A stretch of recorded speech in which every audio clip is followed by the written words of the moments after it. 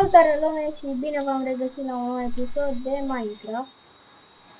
Eu sunt Terror of Power, el e Daniel Romano și astăzi filmăm Minecraft. Da.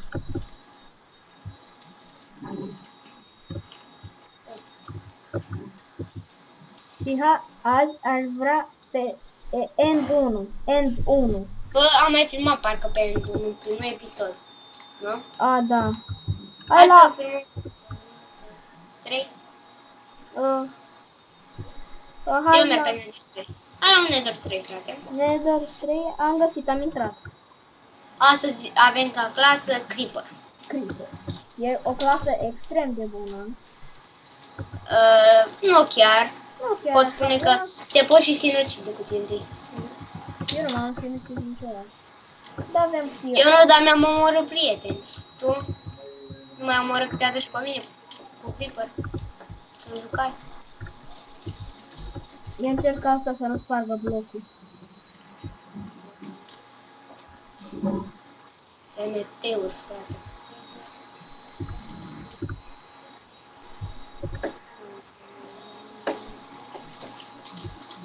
Hello.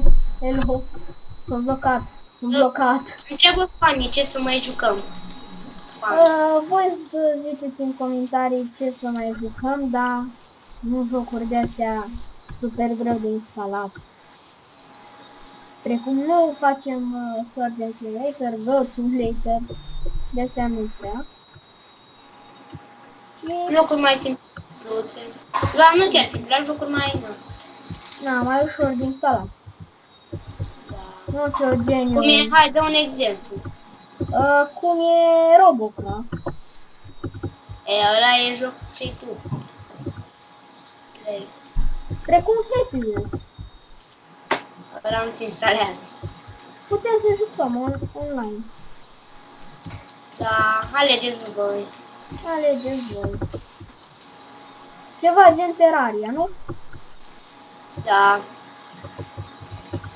Dar și până atunci punem pauză și revenim? Nu, hai să mai stăm pe aici.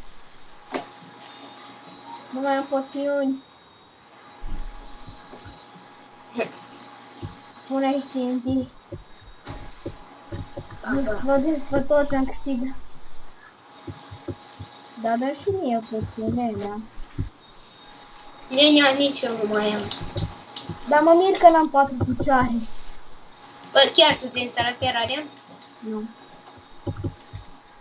Am uitat.